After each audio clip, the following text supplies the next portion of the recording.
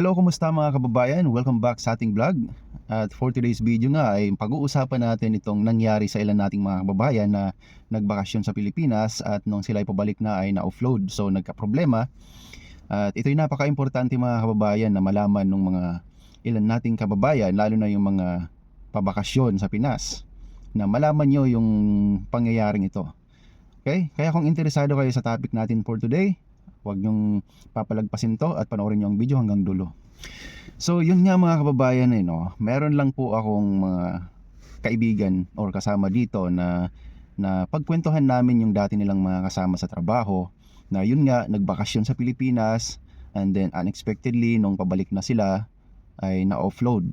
So nagka-problema po sila at ang masakit kasi unexpected yung nangyari. So hindi natin alam, baka yung mga kababayan natin na yun umaasa na makakabalik pa dito at patuloy pa silang kikita, diba? So nakakalungkot isipin na ganun yung mga nangyari, diba? Pero ito kasi yung buong istorya niyan. Bali itong ilan nating mga kababayan na na-offload nga ay actually galing pa po sila sa bansang Hungary.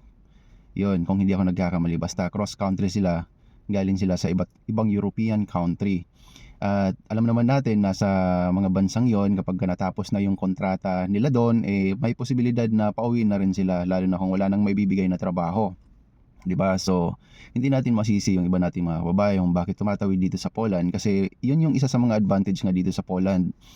Dati lilinawin ko sa inyo yan mamaya. Dati isa sa mga advantage dito sa Poland na kapag nandito kayo, pag natapos yung kontrata nyo, ay at least pwede pa kayong makahanap ng iba pang employer or trabaho. Yun po yung isa sa mga kagandahan dito. At hindi po mahirap maghanap ng trabaho at hindi mahirap maglipat. Okay? So i-apply lang kayo ng work permit and then start yung process ng inyong permanent residency temporary residency, and then yun, or as long as mayroon pa kayong valid visa, and then wala pong problema dyan. Basta importante legal po yung stay nyo dito. At dati nga sa mga ilang mga kababayan natin na tumawid galing sa Croatia, galing sa Hungary or sa iba pang European country, ay pwede pa po yun dati, kaya nakatawid sila dito dahil talagang ina-accommodate naman ng government yung ilang mga kababayan natin na katulad ng sitwasyon nila. At nabibigyan pa ng chance na makakuha ng legality dito, like temporary residence card or temporary residence permit. So yun yung kagandahan po dati. Pero ngayon, dahil nga nagbago na yung policy dito, yung bagong batas ng Poland, na hindi na sila tatanggap ng mga nag-cross galing sa ibang European country pumasok dito sa Poland para magtrabaho. So hindi na po pwede yung ganun. Meron man siguro nakakalusot, but still illegal pa rin po yung gagawin nila or yung status nila dito. Kaya yun mga kababayan, silang mga nabanggit ko na na-offload ngayon nga doon sa airport, sila yung mga ilan sa mga kababayan natin na dati ay nakakuha naman ng legality dito sa Poland, at naging legal naman yung status nila after a couple of years, diba? At yun nga, nung naisipan na nila ay nung time na nakakuha na sila ng legality, siguro naisip nila magbakasyon naman sa Pinas kasi matagal na rin silang hindi nakakauwi. At sa kasamaang palad ay na-offload sila.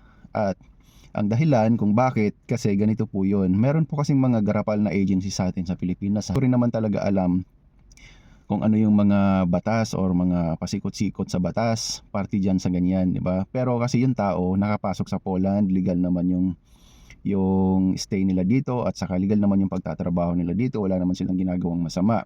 But still, doon sa agency daw nila sa Pinas, meron kayong ginawang violation at ibaban kayo sa Europe. So naka-receive daw sila ng mga ganong email, mga ganong mail galing sa mga agency, galing sa agency na nagpaalis sa kanila dati. So hindi natin alam kung ano talaga yung totoo batas, o kung yung batas ba na yon protection lang para sa atin, or yung batas na yon baka parang i-down tayo lalo, diba? So hindi natin masabi, pero kung ano't ano man yon, parang nakakalungkot lang isipin na sa halip na protektahan yung mga OFW natin, yung mga kababayan natin na nagpapakahirap magtrabaho dito para sa kanilang pamilya, ganun pa nga ang gagawin nila, diba? Sa halip na tulungan, diba? So yun mga kababayan, yung naging reason kung bakit sila na na-offload sa airport nung sila pabalik na dito sa Europe. Ang nangyari kasi, naka-receive nga sila ng sulat na ganito, ban na sila sa Europe, but dinisregard nila yon dahil nga ang iniisip nila legal naman na yung stay nila dito at kapag trabaho na sila. Legal naman yung pagtatrabaho nila dito. So, itong video na to guys, ito, kaya sinare ko sa inyo, parang i-consider nyo na isang babala ito, lalo na sa mga babae natin na nag-cross nga galing sa ibang Europe country papuntang Poland, na maging aware po kayo na may mga ganitong nangyayari.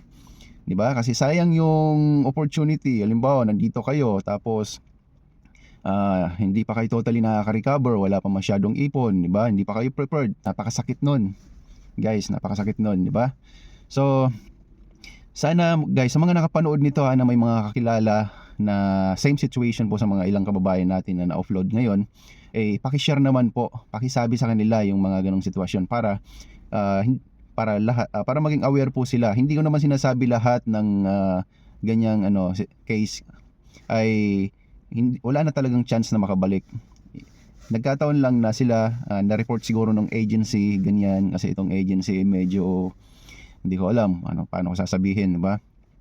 So, ayun, na-report sila kaya nagkaroon ng issue na ganyan, na-ban sila dito sa Europe.